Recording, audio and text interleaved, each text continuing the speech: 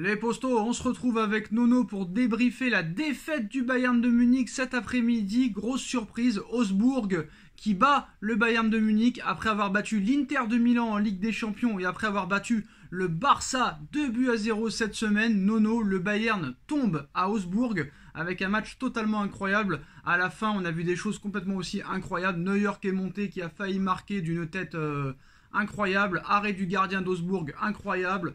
Donc réellement énorme surprise cet après-midi. Après, le Bayern, il ne faut pas l'oublier, avait fait 2 buts partout la semaine dernière à domicile contre Stuttgart. Donc certes, le Bayern de Munich y arrive très bien en Ligue des Champions. Contre les gros, ça gagne. 2-0 l'Inter, 2-0 le Barça.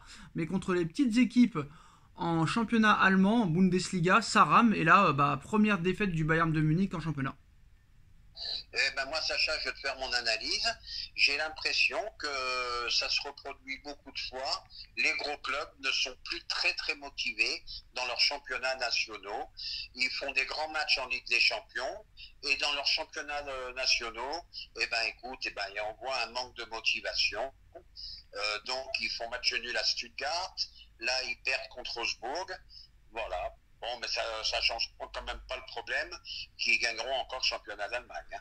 Alors je ne sais pas, Nono, s'ils vont gagner le championnat d'Allemagne, mais en tout cas, à l'heure où on parle, le Bayern de Munich est seulement 4e de la Bundesliga avec seulement 12 points. En 7 matchs, le Bayern a perdu un match cet après-midi contre Augsbourg, 3 matchs nuls déjà et seulement 3 victoires en 7 matchs de Bundesliga. Je crois que c'est l'un des pires démarrages du Bayern de Munich depuis plus d'une décennie, Nono. Je pense que Nagelsmann va avoir chaud aux fesses. Les dirigeants du Bayern n'acceptent pas trop ça. Attention qu'il ne soit pas encore en danger la semaine prochaine. Sa place pourrait être vraiment difficile à conserver. Alors pourtant c'était l'équipe type, Manuel Neuer dans les buts, Alphonso Davies à gauche, Mathis de Ligt, Upamecano dans l'axe, Mazraoui à droite qui avait fait un très bon match contre le Barça, Goretzka, Kimmich, le milieu de terrain on va dire titulaire du Bayern, Musiala dans l'axe avec Leroy Sané et Sadio Mané et Thomas Müller devant, incapable de marquer le moindre but. Et Nono, à l'arrivée, c'est presque le gardien qui a failli marquer avec cette tête de Neuer à la 94e minute de jeu. Super arrêt du gardien Guinewix de Augsbourg. Et juste après la tête de Neuer, encore une occasion pour le Bayern de Munich et encore une fois, Guinewix, très compliqué à prononcer, sort encore une parade exceptionnelle. Le Bayern qui tombe contre le 11e du classement. Franchement, Nono, toi qui disais que le Bayern de Munich était ton grand favori pour la victoire finale en Ligue des Champions. Après, je le répète, je pense que là déjà, des gens vont en avoir marre que je répète ça, mais c'est la vérité extrême.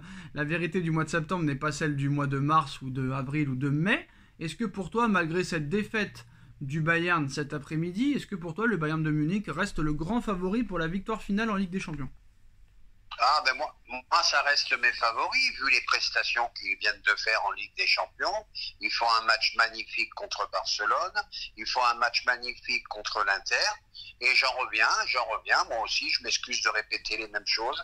Est-ce que c'est un problème de motivation, ou est-ce que c'est toujours le même problème, le match après un gros match de Ligue des Champions? Voilà. Alors pour répondre à ta première question, sur l'Inter je suis d'accord, mais sur le FC Barcelone je suis pas du tout d'accord.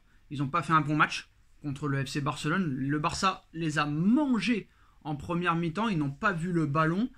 S'il y a 3-0 pour le Barça à la mi-temps, il n'y a rien à dire. Après en deuxième mi-temps, il y a eu ces 2 buts en 5 minutes qui les ont sauvés. Et le Barça après a commencé encore à avoir des occasions, mais en aucun cas le Bayern a fait un gros match contre le Barça. Ils ont eu énormément de chance, Nono, et surtout ils ont été plus tueurs devant le but. Et pour répondre à ta deuxième question qui était la suite de la compétition en Ligue des Champions, le problème c'est que eux ils ont le même problème que le Paris Saint-Germain. Ils ont remplacé Lewandowski par Sadio Mané, et ce n'est pas du tout le même poste. Thomas Müller a été placé en numéro 9. Müller en 9, je pense pas. Je pense qu'il a toujours été bon derrière le numéro 9, Müller. Et je pense que, un peu comme le Paris Saint-Germain, il n'y a pas de vrai 9. On a vu que Luis Campos a parlé de ça aussi. Robert Lewandowski n'a pas été remplacé. Et là, on voit qu'il manque un tueur devant les buts du Bayern de Munich. Mais la perte de Lewandowski va peser très lourd pour eux. Ça, c'est officiel. Ils commencent à planter pas mal dans le championnat espagnol. Ils l'ont pas remplacé, donc ils peuvent en payer le prix fort. Après, Lewandowski a raté 3 grosses occasions hein, contre le Bayern mercredi ou mardi en Ligue des Champions. Mais Nono, le match contre le Barça, le Bayern s'est fait manger presque au moins 60-65 minutes du match. Hein. Et franchement, le Bayern... Je suis d'accord. Oui, je suis d'accord avec toi, mais ils avaient ce côté tueur, ils avaient ce côté intensif, voilà. Bon, c'est vrai, ils ont été dominés, mais il n'y a que le résultat qui compte, comme dirait l'autre. Et à la finale, ça faisait 2-0 pour eux. Alors, je ne sais pas s'il y a des supporters du Bayern de Munich qui regardent cette vidéo, ou des historiques hein, du Bayern, mais ce serait sympa d'avoir la stat. Depuis quand le Bayern n'a pas fait un aussi mauvais démarrage en Bundesliga? Parce que le Bayern, 4e, avec seulement 3 victoires en 7 matchs, je pense que c'est pas arrivé depuis les années 2000 ou 2010, début 2010 peut-être, ou fin 2010. En tout cas, peut-être que le Borussia Dortmund aura une carte à jouer cette année, allez savoir. Bah toi Nono qui était un fervent supporter de la Super League, on voit quand même que dans tous les championnats c'est très serré. On a vu hier une équipe de Lorient avec déjà 19 points, déjà co-leader avec le Paris Saint-Germain, avec Marseille, Lens seulement à 2 points. Donc pour l'instant il n'y a personne qui se balade dans aucun championnat Nono, donc bon. Est-ce que il n'y a personne qui se balade, je suis d'accord avec toi Sacha, mais... on en reparlera dans 2 mois. Lorient finira entre 7 et 12 à mon avis. Voilà, ça va se décanter petit à petit. Ils n'ont pas encore eu des gros matchs, à part Lyon, je crois. C'est déjà pas mal. Ils en ont pris 4 ou 5 à Lens. Voilà. Bon, moi je vais te dire, vu la faiblesse du championnat de France, plus rien ne m'étonne. Un coup c'est Lorient, un coup je sais pas qui, et après ça va se décanter et tu vas te retrouver comme d'habitude Paris, Lyon, Marseille et Lens. Voilà. Je suis pas sûr que Lorient ça s'arrête parce que c'est très cohérent leur façon de jouer et c'est une équipe je pense qui aura rien à perdre et qui sont très bien organisés, donc attention à la surprise de l'année Lorient, attention. Ah bah c'est peut-être la petite surprise du chef cette année, on verra sur la longueur. Parce que là tu critiques beaucoup le championnat de Ligue 1 mais...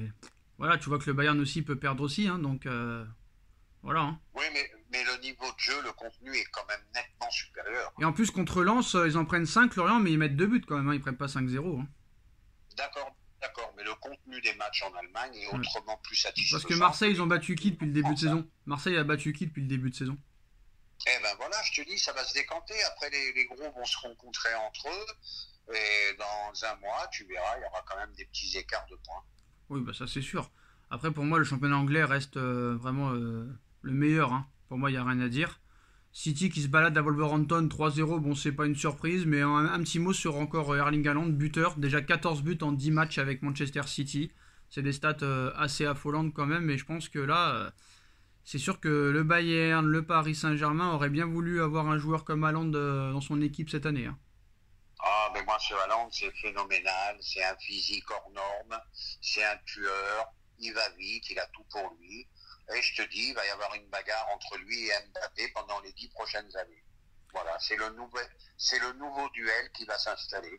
Il y aura les pros Haaland, les pros Mbappé. Et puis, voilà. Ça sera ces deux-là qui vont dominer le football mondial.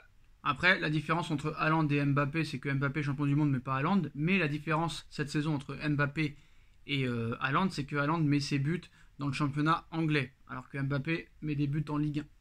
Donc, voilà, je suis entièrement d'accord avec toi. Bon, en plus, Haaland, c'est pas de sa faute. Il est norvégien. Bon, la Norvège aura beaucoup de mal à gagner une Coupe du Monde. Donc, Haaland, ça sera un joueur de club. Et je pense qu'il va marquer son époque lui aussi.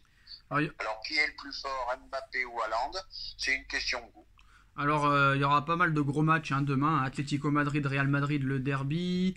Lyon, Paris Saint-Germain. Donc, grosse journée football demain. Les Postos, on sera présents. Donc, voilà, hein, défaite du FC Bayern de Munich cet après-midi. Première défaite de la saison. Et si je me trompe pas, Nono, toute compétition confondue. Hein, je précise bien, toute compétition confondue. Il ne reste plus beaucoup d'équipes invaincues. Le Real est toujours invaincu. Le Paris Saint-Germain est toujours invaincu, mais sur les grosses écuries, je parle, hein, sur les très très grosses écuries. Liverpool a perdu. City, je ne sais pas s'ils ont perdu encore un match cette saison, faudra vérifier, mais voilà. Je pense qu'il faudrait que Paris reste le plus tard possible invaincu. J'ai un doute. Je crois qu'ils sont invaincus, City aussi. Ouais. Oui. Ils ont fait des matchs nuls. Oui, City est invaincu. Ils n'ont pas perdu. City est invaincu. Tottenham a perdu en Champions League cette année. Ouais, je crois qu'il reste City, Paris, Madrid dans les très gros clubs, hein, je parle là, au niveau invaincu toute la saison. Donc voilà les postos, hein, donc dites-nous en commentaire ce que vous avez pensé de la défaite du Bayern de Munich. 1-0 cet après-midi. On like, on partage, on commente, on s'abonne et on se retrouve très vite hein, pour de nouvelles vidéos. Merci Nono, merci à tous. Tchuss. Tchuss.